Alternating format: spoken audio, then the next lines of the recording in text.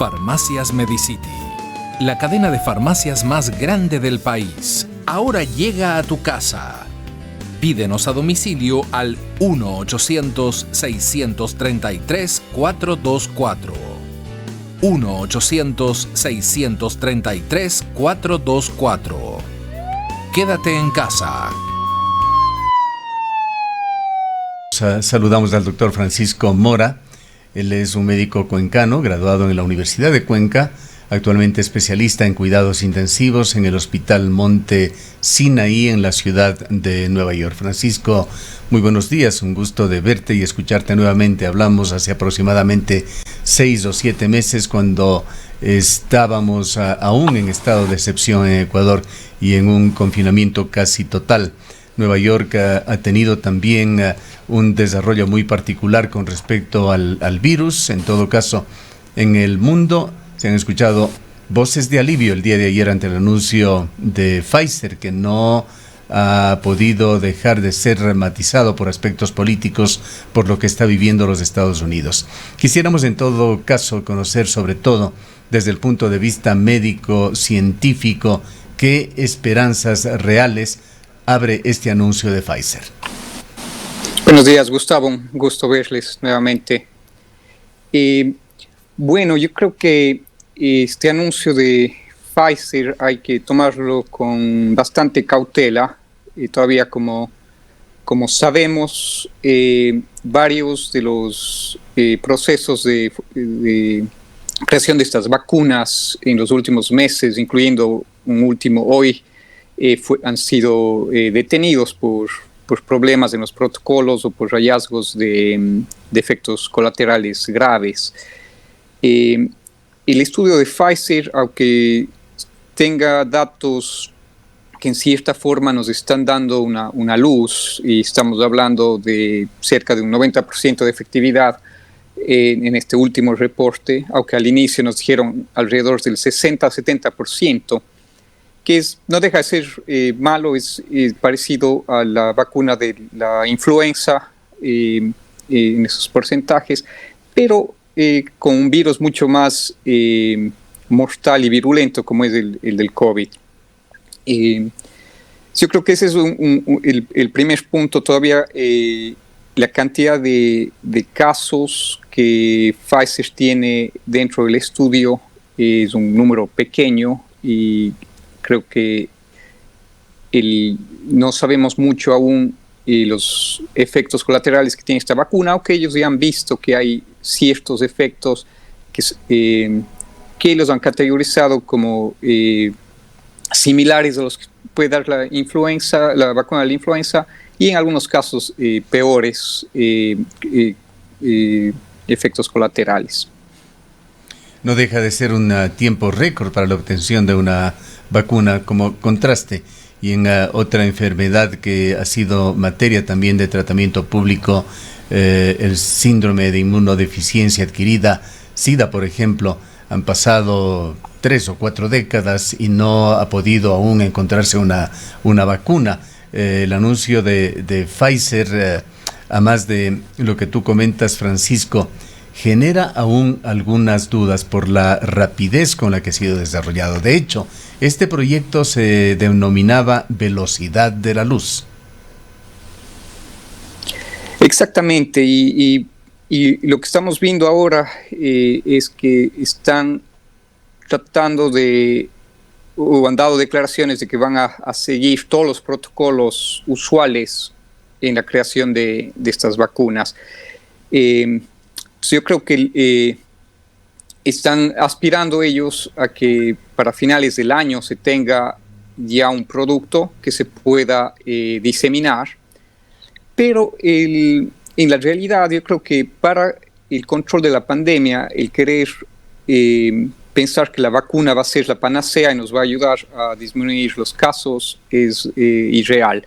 Ellos están hablando que para comienzos del 2021 vamos a tener cerca de 50 millones de dosis, y para finales del año que viene cerca de 1.3 billones.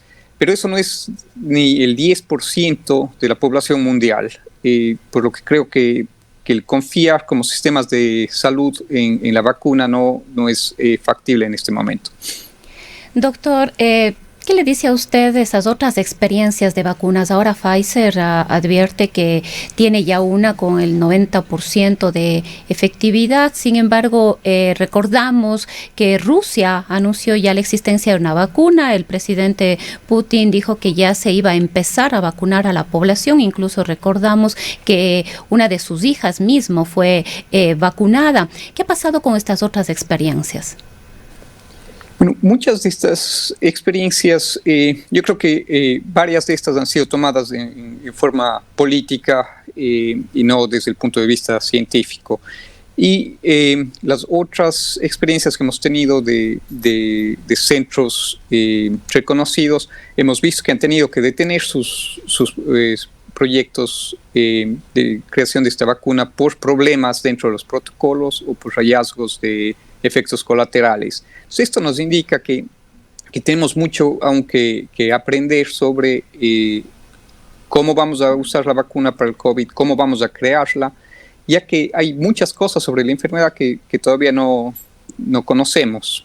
En este momento, el tipo de vacuna que están queriendo usar para el COVID es un tipo de vacuna nuevo en la forma en la que actúa en el cuerpo humano, que no se ha usado antes, y es usando ARN mensajero, y hay bastante discusión en la comunidad científica de este tipo de vacuna. Básicamente va a cambiar el ADN de la persona que la recibe para crear los anticuerpos, pero no se sabe a largo plazo estos cambios, aunque sean mínimos dentro del ADN de la persona, que otros problemas puedan causar más tarde. Ahora, doctor, otra de las preocupaciones es que precisamente al tratarse de una enfermedad nueva con una enorme diversidad de síntomas, tampoco existe un tratamiento efectivo o directo para tratar la enfermedad de la COVID-19 cuando ésta se desarrolla en alguna persona que ha sido contagiada. ¿Cuáles han sido los avances en los distintos tratamientos para la sintomatología que va presentando cada paciente? Como usted indica, hasta el día de hoy no tenemos un tratamiento eficaz o directo para el COVID. Lo que estamos haciendo es usando diferentes medicamentos y mecanismos de soporte para estos pacientes. Acá en los Estados Unidos, uno de los medicamentos que ha dado algún efecto es el Remdesivir, pero tampoco es probado, tiene cierto grado de eficacia, pero no es curativo. El plasma de pacientes que han tenido infección es otro de los medicamentos que utilizamos, pero no hay nada directo hasta el momento. Yo creo que la única mecanismo efectivo este rato es, desde el punto de salud pública, es la prevención, es el uso de las mascarillas, es el lavado de manos, y es lo único que tenemos, que sabemos a ciencia cierta, que disminuye el contagio y disminuye la probabilidad de gente vulnerable de contagiarse. Un tema que tiene que ver con la vida de millones de habitantes del planeta, sin duda se convierte en político. No vamos a hablar justamente de las declaraciones de Donald Trump, que ve como parte de todo un proyecto con muchos actores para interferir en su eventual triunfo en las elecciones de Estados Unidos, sino de lo que está sucediendo en Latinoamérica. Argentina, por ejemplo, le ha apostado a la vacuna rusa. Hay una gran polémica en ese país con respecto a una vacuna que no ha tenido, de acuerdo a todos los informes, controles estrictos en las 3 fases de desarrollo de la vacuna. Brasil estuvo probando con su población con la vacuna china, y el día de ayer justamente la Agencia Nacional de Vigilancia Sanitaria Anvisa de Brasil informó que ha decidido la suspensión temporal de los ensayos clínicos en el país porque se ha presentado un evento adverso grave, sin dar mayores detalles de qué es lo que ha sucedido. En Ecuador, en cambio, se ha dado a conocer por parte del gobierno que la vacuna desarrollada justamente por Pfizer y BioNTech es eficaz y que Ecuador habría asegurado unos 2 millones de vacunas para el año 2021. Estos anuncios que tienen que ver con lo político, lo científico y temas de materia de salud pública, ¿qué es lo que nos dicen? ¿Qué lectura nos dejan, Francisco? Bueno, yo creo que dejando de lado la parte política, si hablamos, por ejemplo, del Ecuador, el recibir 2 millones de vacunas, eso es un número muy pequeño para la población que tenemos, y no creo que vaya a tener un efecto muy importante en disminuir el grado de contagio.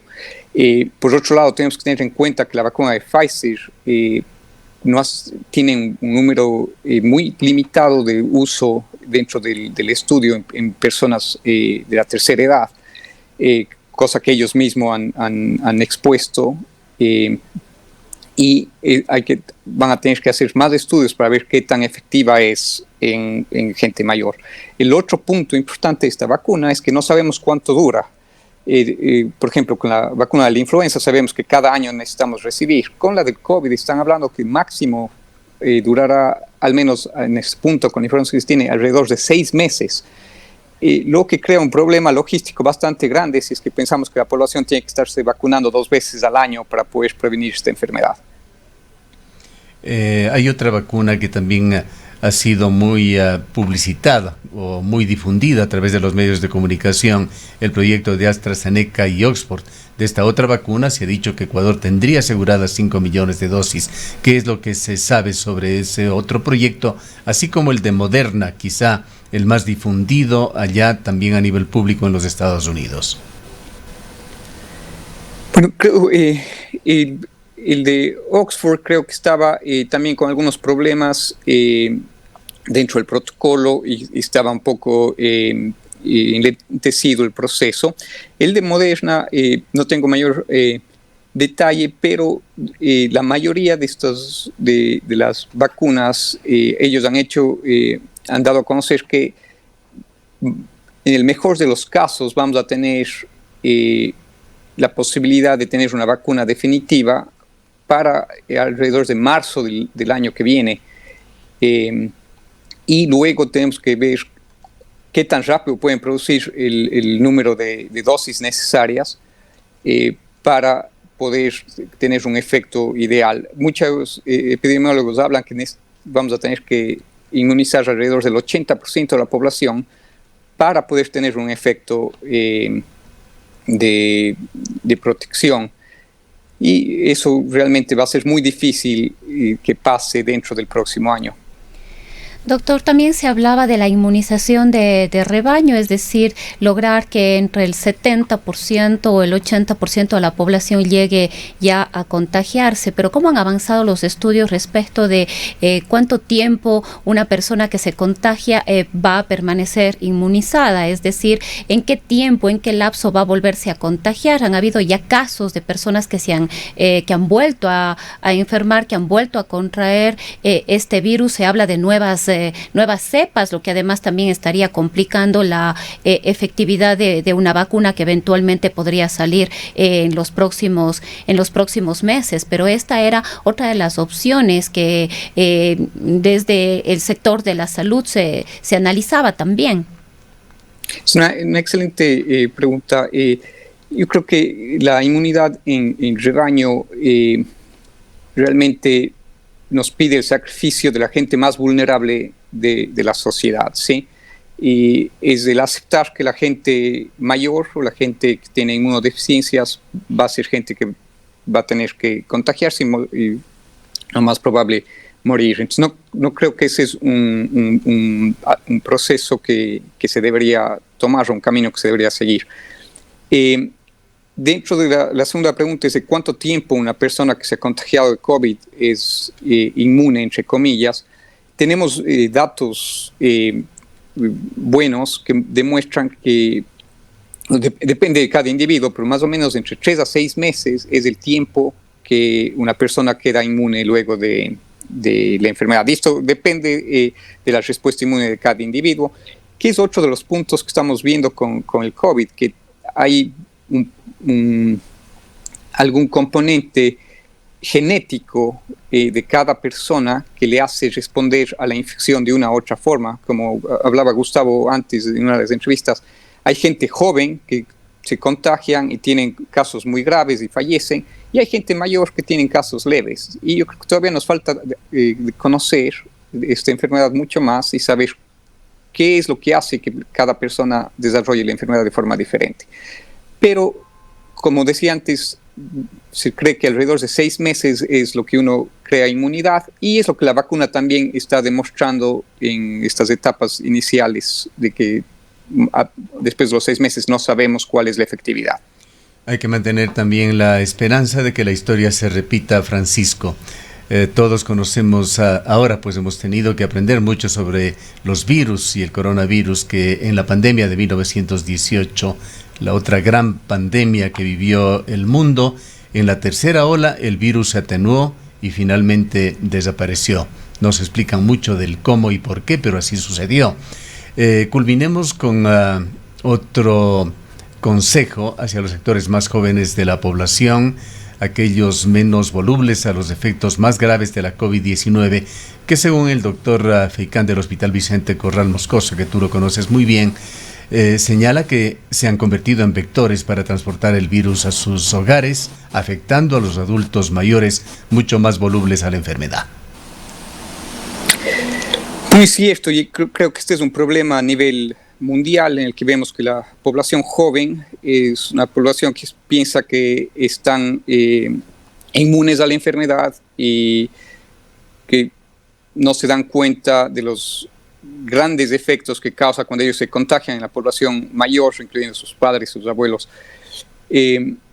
Como dije antes, yo creo que la mejor arma que tenemos en este momento es la prevención, es el uso de la mascarilla y lavado de manos a nivel de toda la población, y esto va a ser lo único que nos va a permitir disminuir el número de contagios y controlar hasta que tengamos otras herramientas la infección.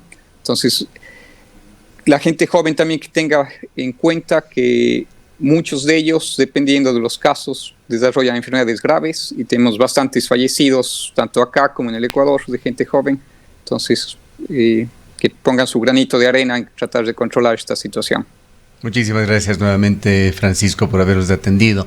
El doctor Francisco Mora, médico cuencano, es especialista en cuidados intensivos en el Hospital Monte Sinaí de la ciudad de Nueva York. Las 8 horas. En el Ecaustro, desde hace 20 años, trabajamos día a día para generar la energía que tú necesitas. Hoy, renovamos nuestro compromiso de servir a la región y al país, generando desarrollo con conciencia y conservación ambiental, y siempre mirando al futuro.